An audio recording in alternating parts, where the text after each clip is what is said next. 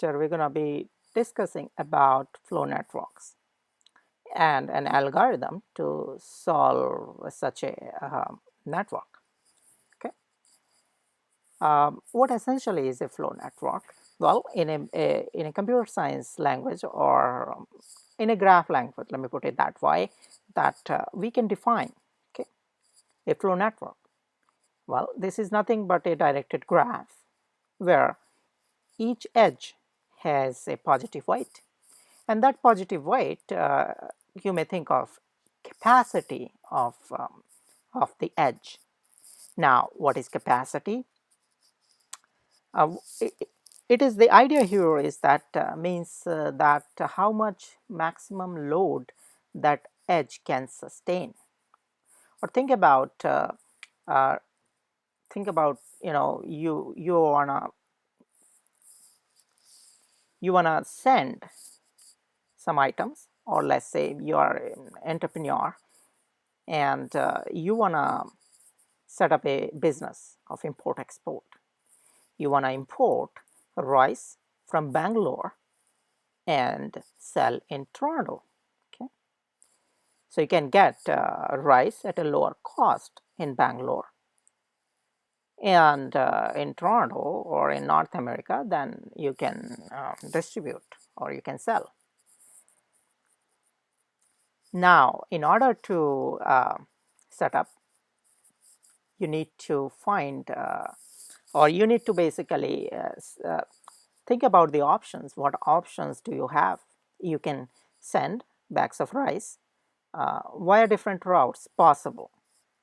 Now, for example, you can send rice from Bangalore to New York, then New York to London, then London to Toronto, one possible route. Okay, then another possible route may be Bangalore to Paris to Frankfurt to Toronto. Another possible route may exist New York to London to Paris to Frankfurt to Toronto. So there can be many possible routes exist. Now on each way, say you can basically convert those all routes into a graph, okay, into a directed graph more precisely with weight on each edge in a graph. And that weight is saying that nothing but that maximum capacity means you can only send 13 bags of rice from Bangalore to New York. Think about that you only got the 13 bags quota in the flight. You cannot send more than that. Same way, you can have a different possible weights or maximum capacity of that route or edge. You can label it. For example, let's say New York to London. So maximum capacity which is allowed to you is 11 bags. Okay, so that is showing the capacity. And to distinguish vertices, Bangalore and Toronto. Okay, Bangalore labeled as S means source or origin, source vertex in the graph, and T or Toronto for nothing but the sink, where is the destination. Okay, so that is a flow network. So essential property of flow network is that each edge will have positive weight, which is the maximum capacity that edge can sustain, and then two distinguished vertices, one acts as a source and another acts as a destination. Okay. And what is a flow? Since we are talking about flow network, so flow is nothing but how much are you gonna send, how many bags are you gonna send from Bangalore to Toronto. Let's say you're gonna send just 4 bags, so that 4 will become your flow, and your number 13, which was the label or weight on the edge, is your capacity, means maximum number of bags. Okay, so for more precisely, you can define that flow is a function, okay, some function where which will satisfy two constraints. One is capacity constraint, that the flow will never exceed the maximum capacity of the edge. Okay, The second constraint is that the flow conservation constraint means that if you're going to send from, say, for example, London to New York 4 bags of rice, then you can receive 4 bags of rice from London to New York. Okay, flow is conserved in, going from N to L and coming from L to N, or whatever is the flow from going from V to U is equal to flow for flow when you are going from U to V, right? Now we can show the flow as well on the graph. So here I am just using this slash for separating what is the flow and what is the capacity of that edge. For example, in this 12 bags of rice, that is the flow from London to Toronto, and 19 bags is the capacity, means maximum bags you can send from London to Toronto. Okay. Now, interestingly, we can also define the mathematical form of the flow, how much flow of this whole flow network would be. For example, in this case, in this typical case, you can calculate the flow, that whatever is the total flow out from the source vertex and minus the total flow into the source vertex. So that would be the flow. Okay. In this example, let's say the outflow, okay, from Bangalore to Toronto, sorry, from Bangalore to New York, you can send 9 bags. So that is your flow, and capacity is 13. Okay, that is your capacity, the maximum number of bags. So total flow would be 9 plus, because now you have one more possible path going from Bangalore to Paris and Paris to Frankfurt to Toronto, 2 paths. So another possible path would be, you can send 7 bags from Bangalore to Paris and 9 bags from Bangalore to New York. So total flow would be 9 plus 7. Okay.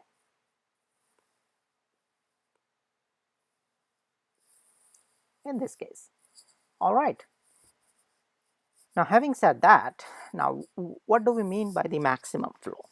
Okay. So the maximum flow simply says that how much maximum value we can have of flow, okay, or how many maximum bags we can transfer from Bangalore to Toronto, following this graph where we have been given each edge with its capacity constraint. Okay, so that essentially is the problem. Maximum flow problem is to find flow of maximum value or maximum value of the flow. All right. Now there are various algorithms to find maximum flow, and we're going to be learning those algorithms, but step by step. So we're going to be learning first basic algorithm, okay, which was proposed I think in 50s. People were studying the traffic flow problem, and that's how this name came into picture. The flow networks, possible traffic values along those routes. Okay, what would be the maximum capacity of that route, and how we can analyze, say for example, government, okay, your road ministry wants to analyze the, okay, we are getting a lot of traffic on these routes, and let's try to analyze where what we can do. Okay, so traffic analysis problems. Nevertheless, let's discuss about Ford-Fulkerson's method. Please don't worry about my pronunciation. Important idea here is to understand the concept behind Ford-Fulkerson's method. I'll just say Ford method now on, because I'm finding it difficult to pronounce next name, Fulkerson's. So please excuse me for that if I did pronounce wrong, and if that person is watching, for example. So what this method is, well, that method starts with assuming that the flow on each edge is 0, and iteratively increase the value of the flow. Okay. Now, how to increase that? Find augmenting path in residual network. So now we got two more concepts here. What is a residual network and what is augmenting path? Okay. Otherwise, this algorithm is very simple, that initialize flow value along each edge is 0, and while there exists a path in the residual network, uh, then get a new flow according along with that path, or update the flow values. Okay, and then keep doing that till all the possible paths are exhaust from source to sink. Now let's understand what is residual network. So residual network, it tells us that how we can change the flow on the edges of the graph. Okay, so essentially, say residual network. Say this is original graph is G. Okay, and let's call residual graph as G tick. So whatever number of edges you have in G, those will have the residual network will have those edges. Also, it will have some extra edges. For example, let's say you can transfer 9 bags of rice from Bangalore to New York. Okay, so it means that in residual network we would have one more edge along with the edge from S to N, one more edge whose value would be 9, flow value would be 9, in capacity would be 9 in a residual graph. And essentially this the idea of introducing an edge in residual graph helps us to proceed with the force algorithm. Okay, now also there is an insight here that the capacity is 13, but we are only transferring 9 bags. So how much more we can transfer if we have a choice, or we have we can if we have a choice to transfer that 13 minus 9. Okay, means 4 more bags can be transferred along with this edge without violating any capacity constraint. All right. So formally we can also represent the new capacity CF of a new capacity of an edge in a residual graph or in residual network by this equation number 4. Means that if the edge, okay, so this edge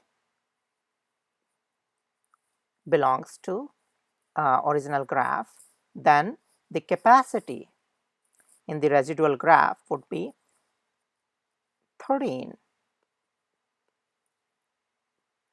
minus what is the flow, 9, which we just discussed, would be 4. So in the residual network, the capacity of the edge from S to N would be 4. Let's talk about capacity of the edge between N to L in residual graph or residual network would be, how much is the capacity? In the actual graph is 11 minus what was the flow?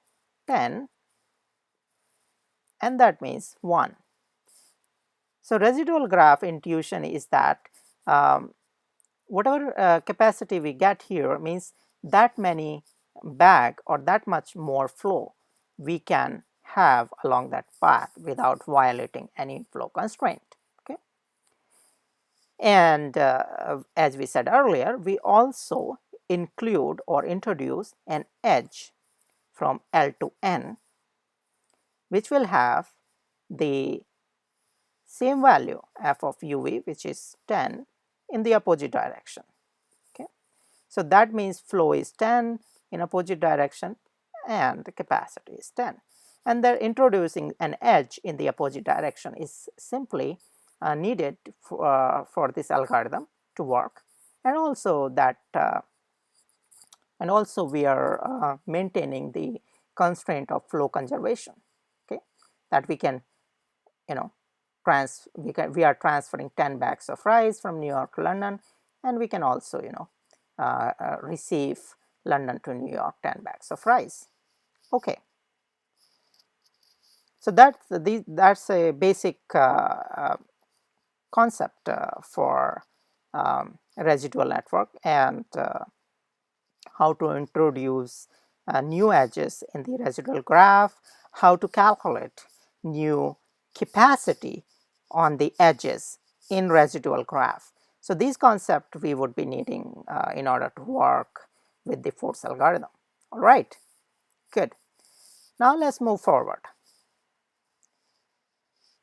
Now the equation number 5 here simply saying that we will have the more edges in the residual network, as I just discussed.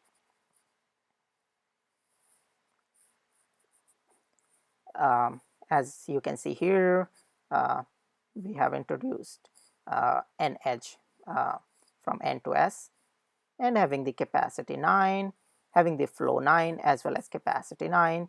That is just making sure, or in other words, the intuition behind it is the flow conservation, and 4 is the value which is like 13 minus 9, like 4 more bags, or 4 units of flow we can 4 units of flow we additionally we can have along this route.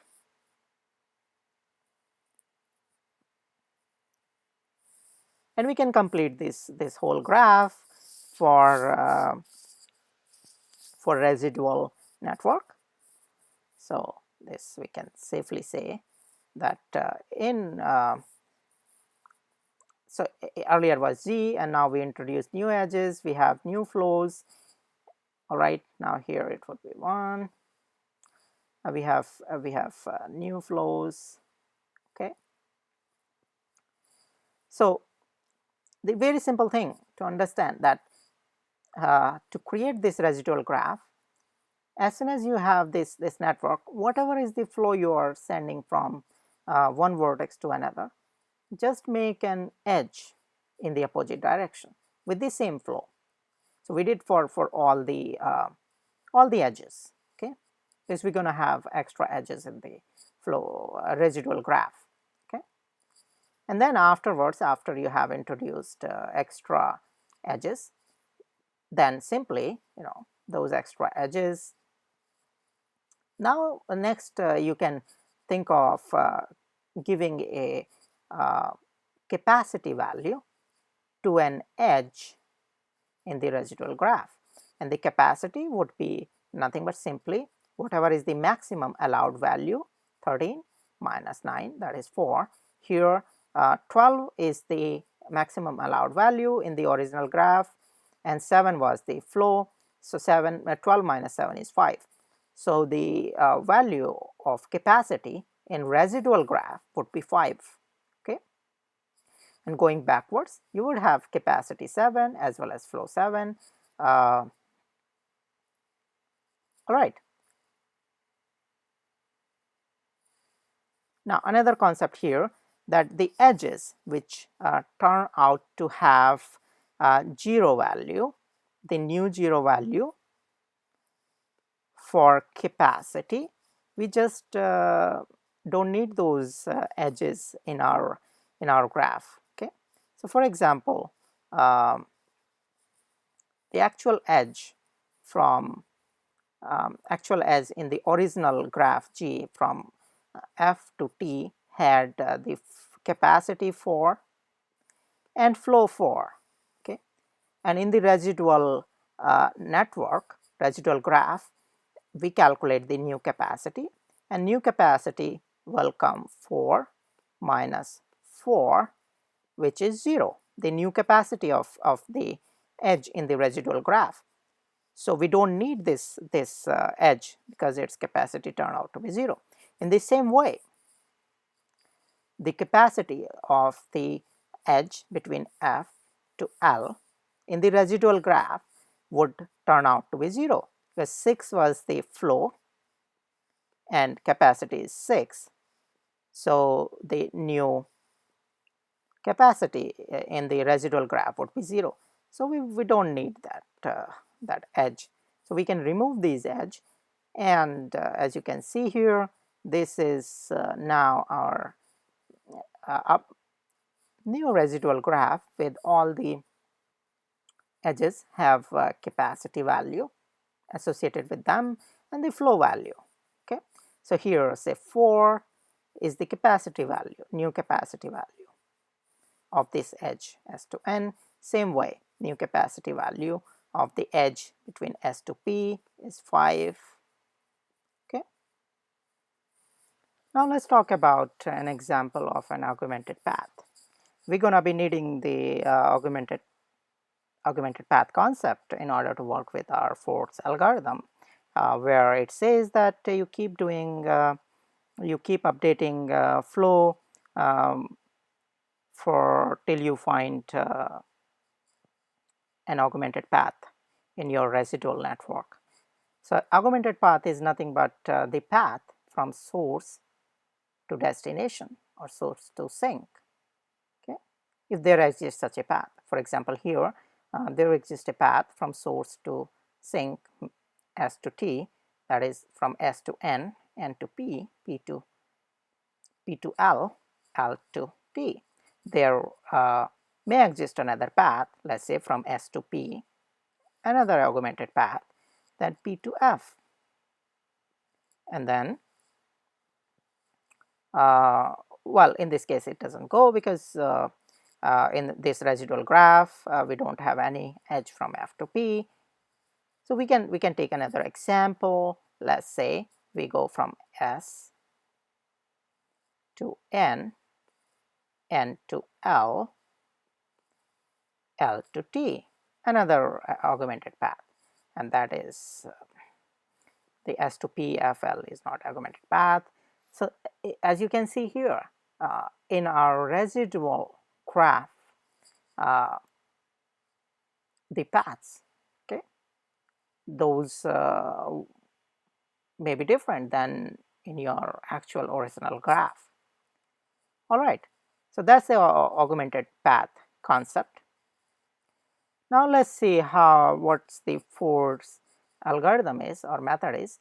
Very simple. Initialize every edge with the flow 0 in your actual graph, okay, and make a residual graph. And once you have a residual graph, then till you find a path from S to T or augmented path in your residual network, then you keep executing these steps, where it simply says that at line number 4, find the minimum capacity, okay, capacity value in that path, and then for each edge in that path, update the flow value of that edge via equation number A, or line number 7, or equation number B at line 9, depending upon whether that path belongs to or in the edge group of actual graph or not, because as we said earlier that your residual network or residual graph will have extra edges, okay, will have extra edges. So those edges may belong to your actual graph, may not belong to. So depending upon that, you're gonna take decision whether I should update the new flow value using the equation number A or equation number B. Okay. Now let's apply the force algorithm on our favorite example of a transportation problem, that we're gonna send bags of rice from Bangalore to Toronto, or S source to sink T via, we can send it via New York, London, Paris or Frankfurt. Different routes are possible with a different capacity. Okay. Now we have initialized the flow, the value 0. So as you see here, this slash, I am using it to separate with the flow value and the actual capacity value. Okay. And now we want to find the residual graph of this graph. So as we discussed earlier, that in the residual graph, just simply add the edge from backwards in the opposite direction of the same value of the flow what you're going to send from S to N. So since you initialized the value is 0, so in the reverse direction the value of the flow would be 0 and capacity would be 0. Okay. And since it is 0, so we don't have to show this edge in our residual graph. All right. And we just simply have the original edges in our residual graph, original edges of Z. Okay. So whatever vertex edges you have in G, you would have at this stage. Okay. Now as the algorithm proceeds forward, we may have new edges. Okay. All right.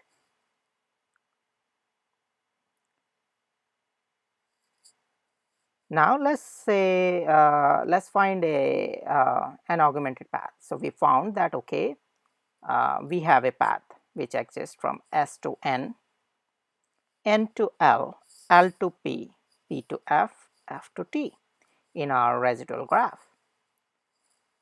So what's next step is that to find the CF value, and CF value is nothing but the minimum capacity value. So capacity value we want to find. So what is the capacity value from S to N is 13, N to L is 11, L to P is 7, P to F is 13, F to T is 4. So minimum capacity value is 4. So our CF for this path would be 4. All right. Now let's update the new flow value, and our residual graph will change now. So we update the new flow value 4, okay, because our initial value was 0. Remember that we started with the 0 flow value. So we just simply add 4 to the flow value, and new flow value in our graph would be 4 along each edge. Okay, good. Now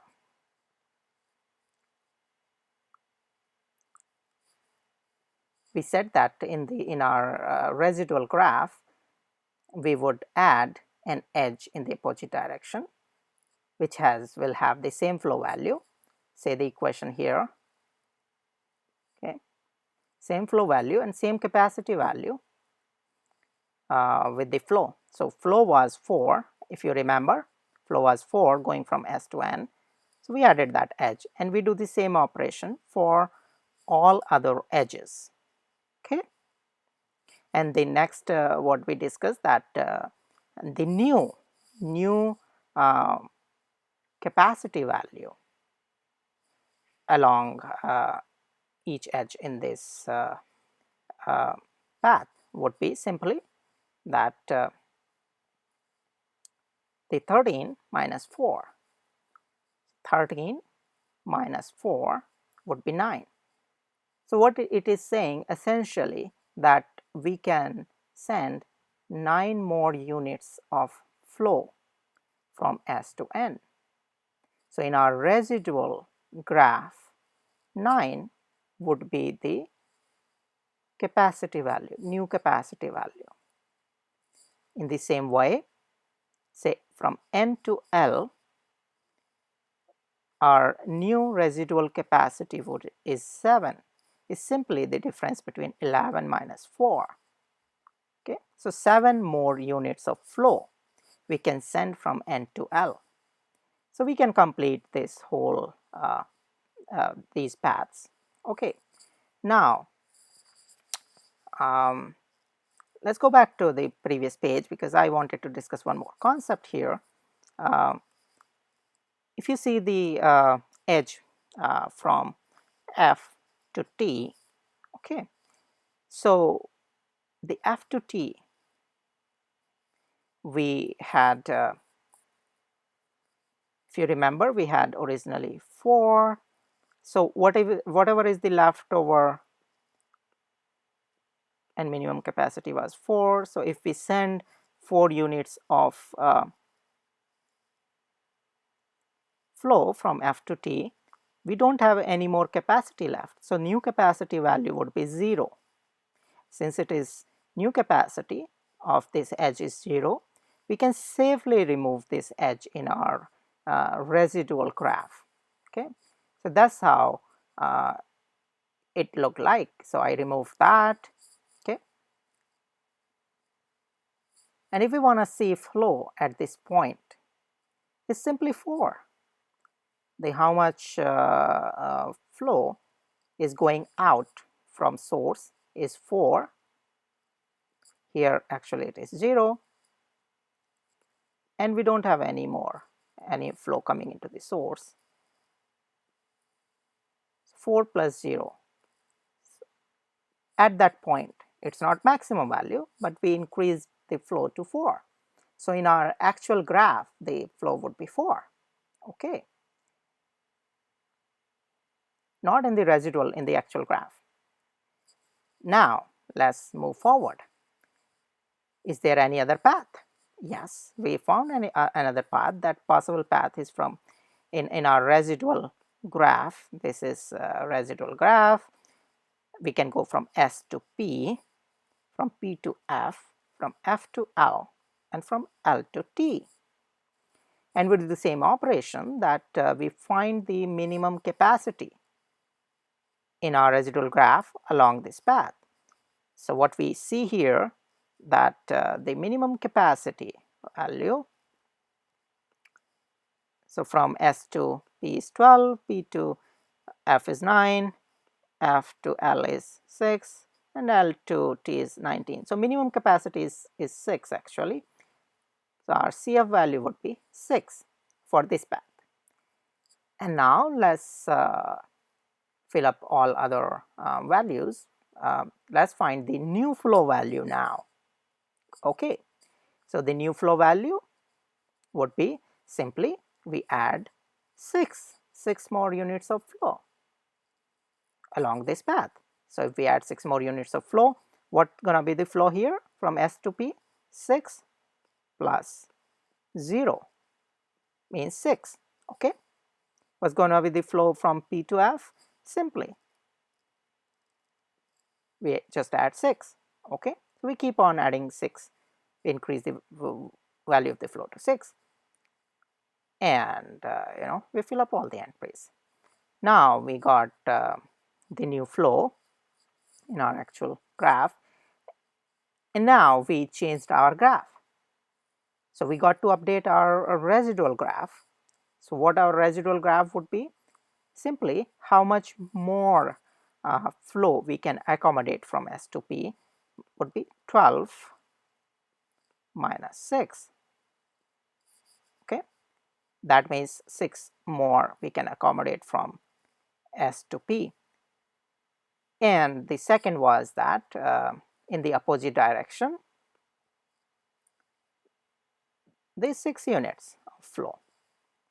So we are maintaining flow conservation, as we said earlier, that in the opposite direction we would add an edge, and we will give the same value of the flow and capacity to that edge which we found the new capacity value. Okay, right, and we can fill up those entries that in our residual graph, new capacity from S to P is 6, and going backward is capacity as well as flow is 6. Okay, and we do it for all other entries here. Okay, so we updated these values. Now, interestingly, the new capacity value on the edge between F to L turns out to be 0. 6 minus 6 means we cannot accommodate any more flow on this edge. So we just simply remove that edge from our residual graph, and it will look like that. Okay, clear?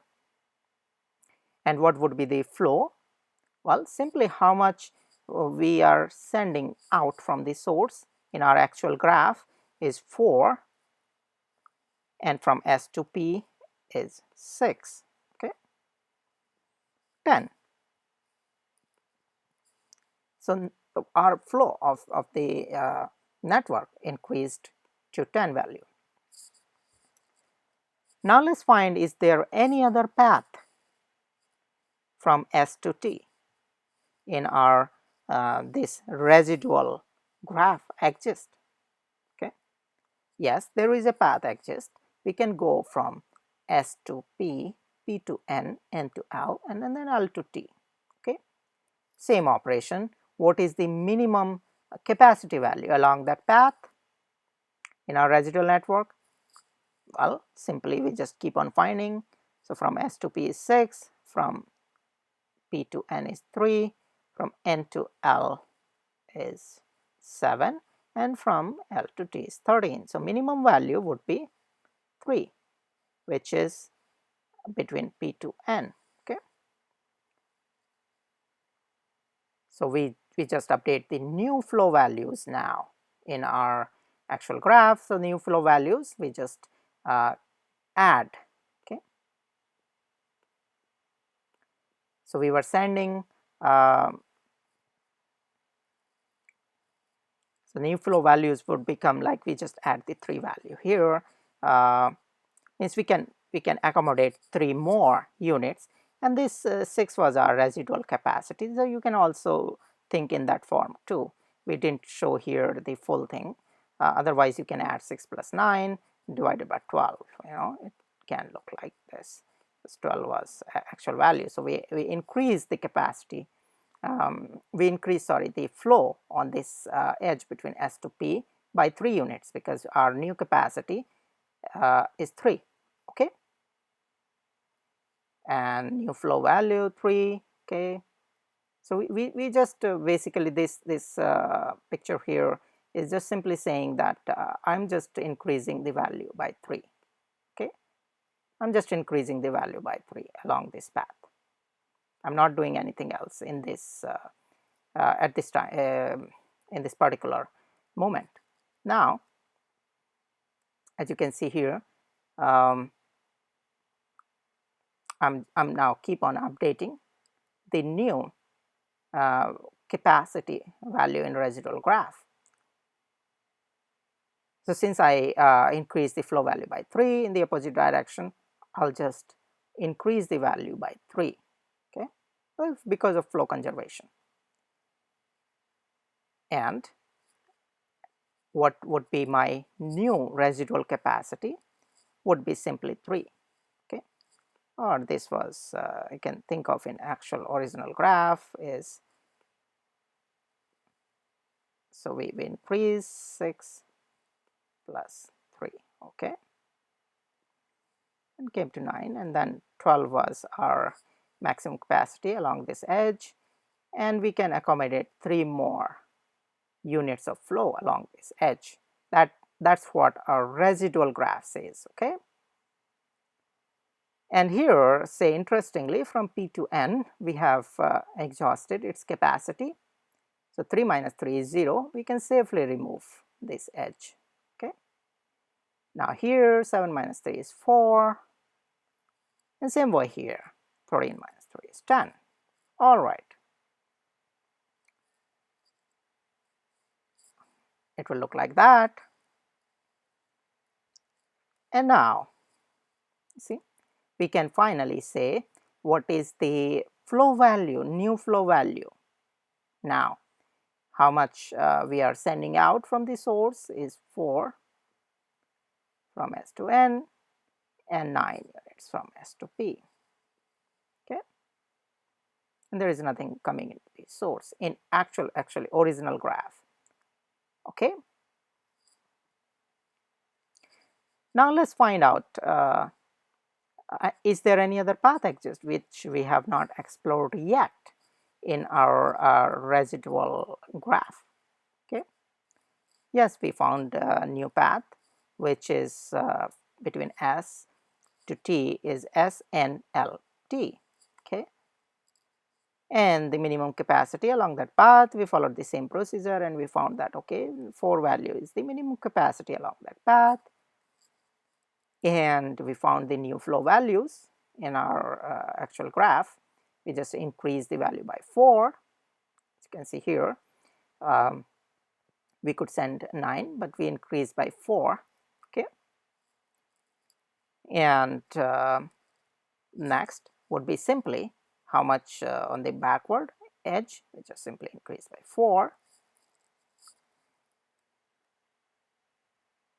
and finally how much is the residual capacity left on this edge or on each edge along with this graph is simply you'd subtract 4 minus 4 from 9, so that's 5, and then 8 was in the backward direction. So essentially this is saying that okay, so you have here 8 you can send from source S to N out of 13 units in actually original graph. So that's what it means. But in residual graph you would have residual flow or residual capacity 5, means you can send 5 more bags. So that's the purpose of residual graph, okay, that telling us how much more we can send along those paths, okay. In the same way we can update the value between N to L. Now here, as you can see here, that we have exhausted this path between N to L. We can we have 0 residual capacity left, so we can safely remove that edge from our residual graph, all right. And our graph would look like that. And what would be the flow value at this point? Well, simply how many units we can send from S to N. We already said there were 8 units out of 13. So 8 plus, and here it was 9, okay, in actual graph. So 8 plus 9, 17, the flow value at this time.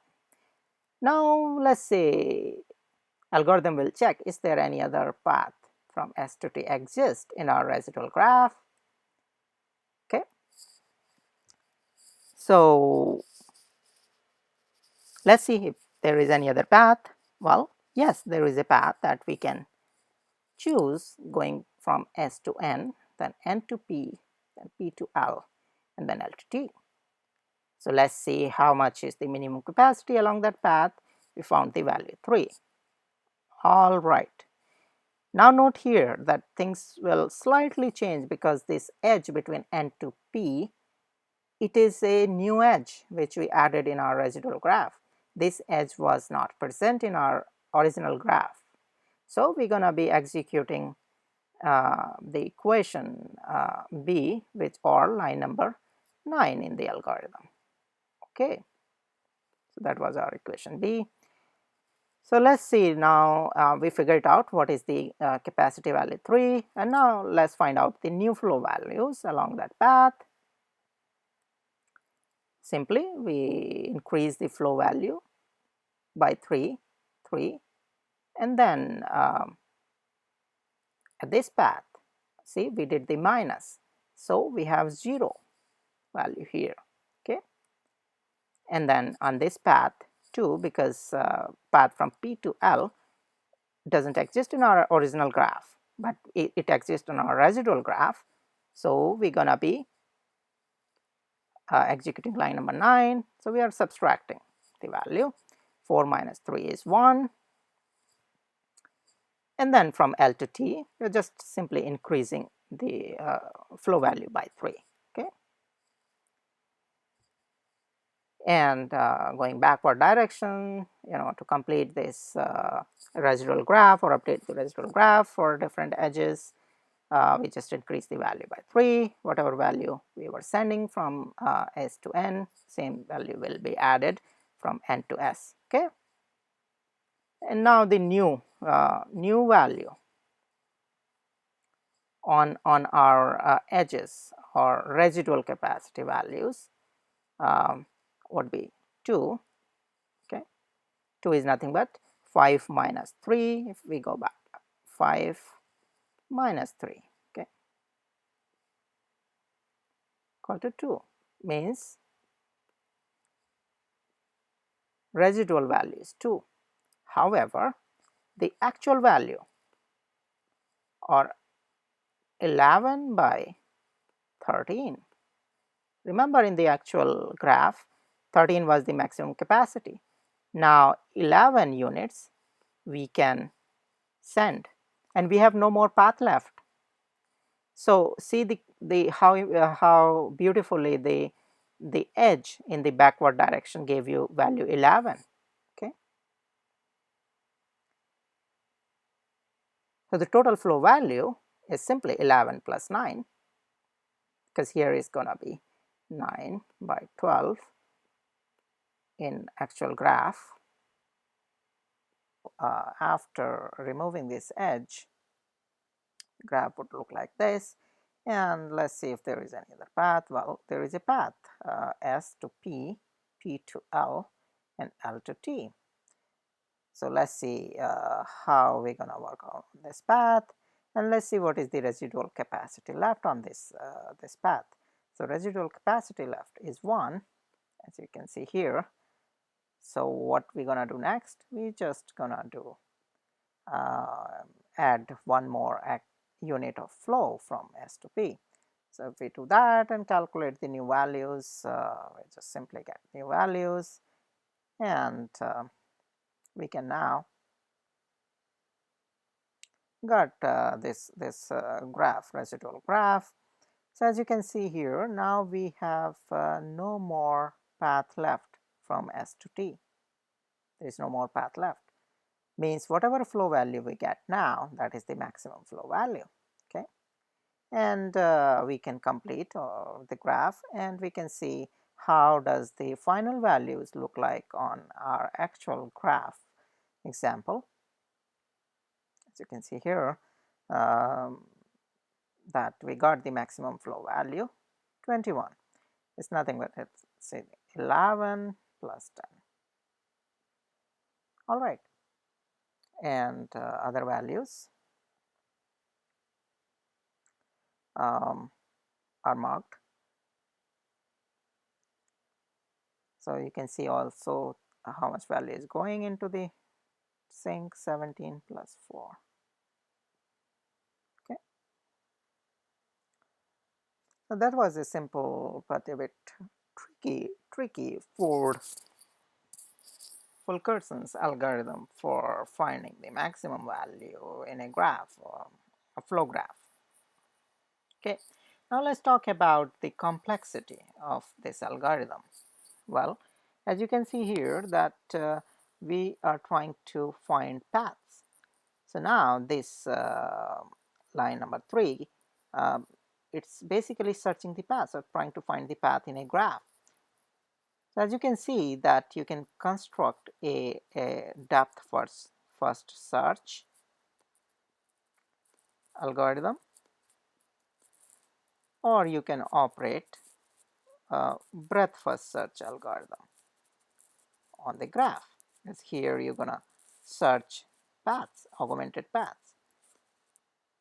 And this algorithm, depth first search, breadth first search, we discussed in previous lectures. If you are not familiar, please watch previous lectures on depth first search and breadth first search. And those algorithms take in the order of V plus E. Now we are working on residual graphs. So residual edges, EF is nothing but the edges in the residual network graph. Okay. Now one can easily show that order of V plus E edges in the residual graph is equal to or is equivalent to or in the same order as the original graph edges. Okay. Now the overall complexity or overall asymptotic values of number of operations or time complexity would be in the order of E multiplied by the flow value, maximum flow value, because this will keep iterating until or unless you find the maximum flow value. So if your flow value, if your numbers are low, you can find the answer quickly. If not, that it will expand in that order. All right. There are situations where the algorithm will just keep on running infinitely. So there were certain tricky things with this algorithm. Now there are more theoretical discussion on the performance of this algorithm is given in your textbook. You may like to read those pages from Corman algorithms book.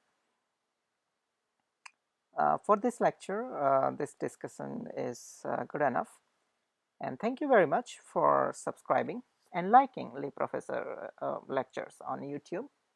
Those who have not subscribed, please do subscribe. We appreciate your feedback and support, and have a wonderful day.